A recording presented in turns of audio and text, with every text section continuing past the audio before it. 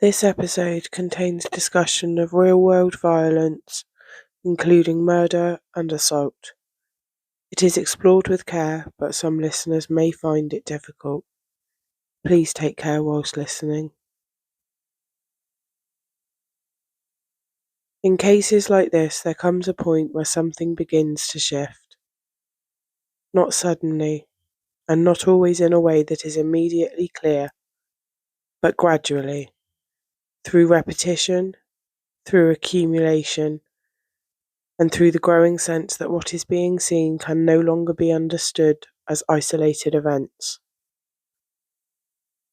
Up until now, we have explored the conditions that allowed this case to develop, and the thinking that allowed it to continue. But this is where those elements begin to take on a different kind of weight. Because this is the point where individual lives, real people, begin to form the outline of something that at the time was not yet fully understood. Welcome. It's a pleasure to have your company. I'm Jenny. I love history, and I am fascinated by the moments where human psychology collides with it in the worst possible ways. This is Hidden Chronicles. Season 3, The Yorkshire Ripper. Episode 3, When the Pattern Begins. Before I start, I'd just like to say bear with me, as I do have a bit of a cold and my throat is a little bit sore. But I wanted to get this episode out for you. To understand how a pattern begins to form, we have to move carefully. Because what we are looking at here are not just events, but people. Individuals whose lives mattered long before they became a part of this case. And it is important not to lose sight of that.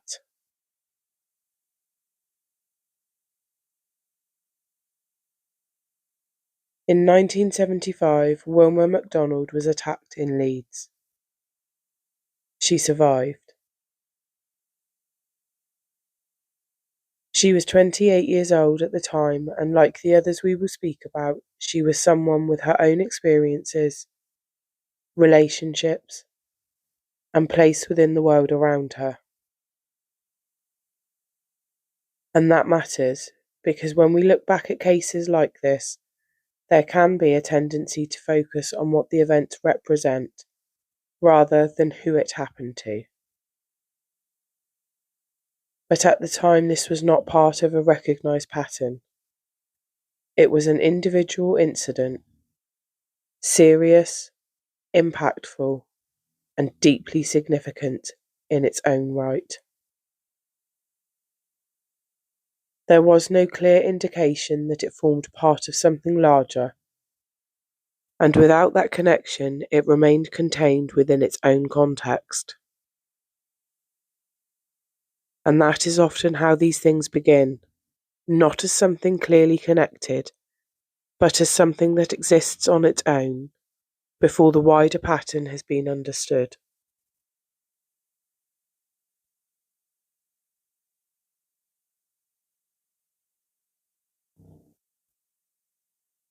This is how cases often begin. An incident occurs. It is assessed based on what is immediately known, and in the moment that approach makes sense.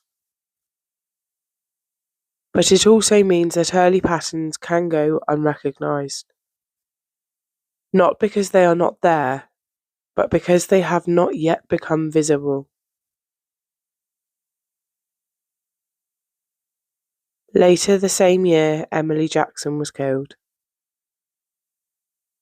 She was 42 years old, a person with her own history, her own identity, and a life that existed long before this moment. This is where the sense of connection begins to emerge, although not yet in a way that is fully recognised. Because while we may now look back and see connection, at the time this was another case, another investigation, another set of details that needed to be understood on their own terms. But what matters here is not just what happened, but how it was understood.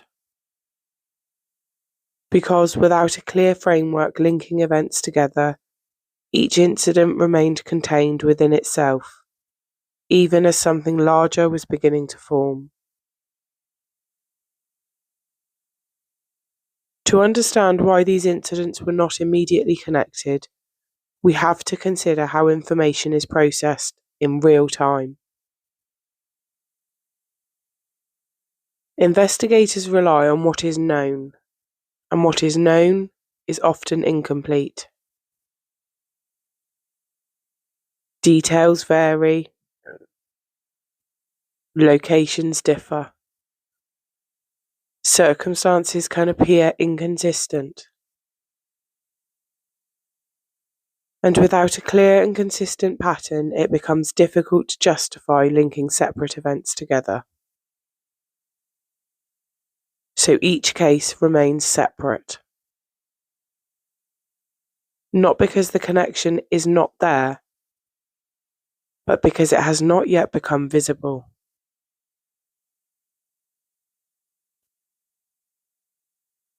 In 1977, Irene Richardson was killed. She was 28 years old. Someone whose life, like the others, cannot be reduced to a single moment in time.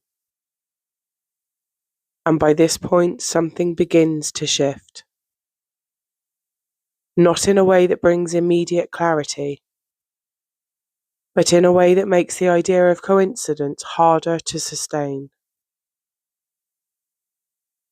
Because as events accumulate, the weight of those events begins to create pressure on how they are understood.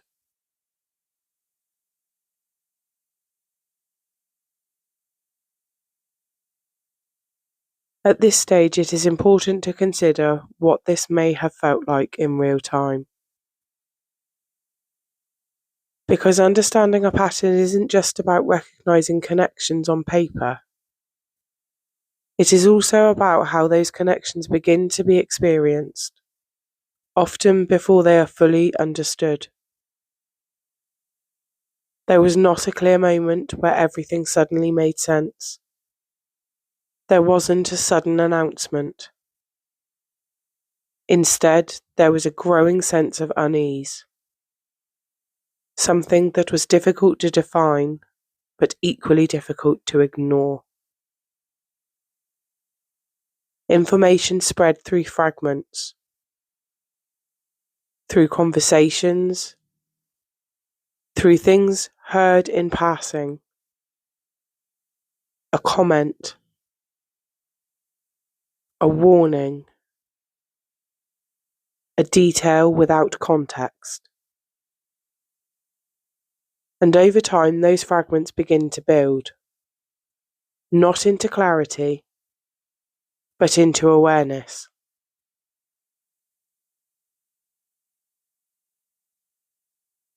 That awareness does not come with certainty. People may not know exactly what is happening or whether events are indeed connected, but they do begin to feel that something is different, and that feeling changes behaviour. Routes become more considered, times become more deliberate. Decisions that were once automatic become something that is thought about. Not because there is certainty, but because there is enough uncertainty to matter. Patterns do not appear clearly. They do not arrive fully formed. They do not present themselves in a way that demands immediate recognition. Instead, they emerge gradually, through repetition, through accumulation, and through the slow build-up of details that, on their own, don't seem significant enough to carry weight. And that is what makes them so difficult to identify in the moment. Because each individual incident, when viewed in isolation, has its own context, its own circumstances, its own explanation. And within that context, it can make sense as a single event, something very serious, something that matters, but something that does not yet demand connection. What begins to change over time is not necessarily the clarity of the events themselves, but the volume of them. Because as incidents accumulate, the idea that they are unrelated becomes harder to sustain. Not impossible, but increasingly difficult. And that difficulty does not arrive as certainty. It arrives as discomfort. A sense that something is not quite fitting together in the way that it should. A sense that explanations, while still possible, are becoming harder and harder to hold on to with confidence. But even then, that isn't enough on its own. Because recognizing a pattern requires more than suspicion. It requires a point at which the similarities between events outweigh the differences.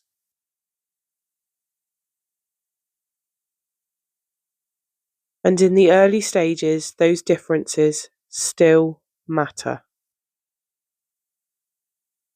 Different locations, different circumstances. Details that prevent a clean, immediate connection.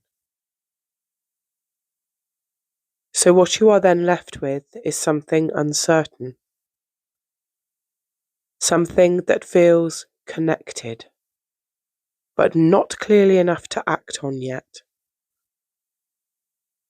And that is where the delay exists. Because without certainty, action becomes more cautious, more measured, more dependent on evidence that has not yet fully formed. And in that space between suspicion and certainty, the pattern continues to develop. Not because it is invisible, but because it is not yet undeniable. This point in the case, where events are no longer fully isolated, but not yet clearly recognised as connected, sits between uncertainty and recognition. And what makes it so difficult to understand, particularly in hindsight, is that it doesn't feel clear while it is happening.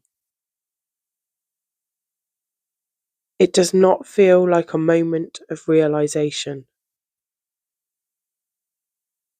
It does feel quieter than that. Less defined. Something that builds slowly through repeated exposure to information that does not quite fit. But it does not yet fully connect either. And that is what makes this stage so important.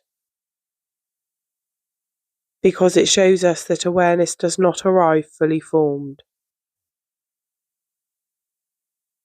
It develops gradually, unevenly, and often without clarity. Which means that what we now understand as a pattern was once just uncertainty.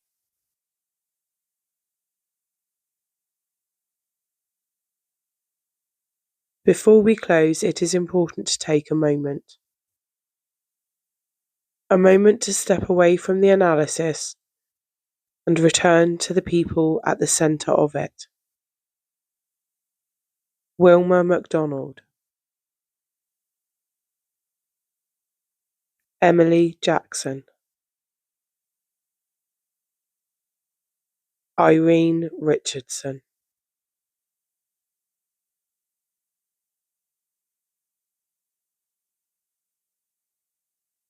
Each of them lived lives that extended far beyond the events that we have discussed here.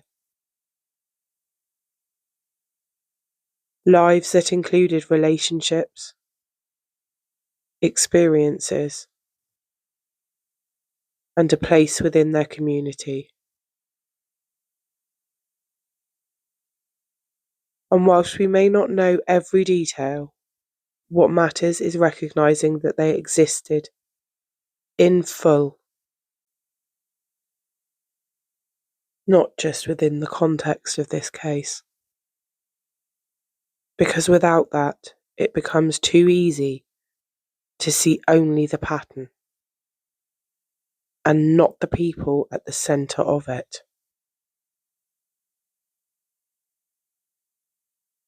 In the next episode, we move further into that recognition, looking at how the investigation begins to respond as the possibility of a pattern becomes more difficult to ignore. Thank you for listening. I'm really glad you joined me. If you are enjoying Hidden Chronicles, be sure to follow so that you don't miss what comes next. As always, take care and be gentle with what history leaves behind.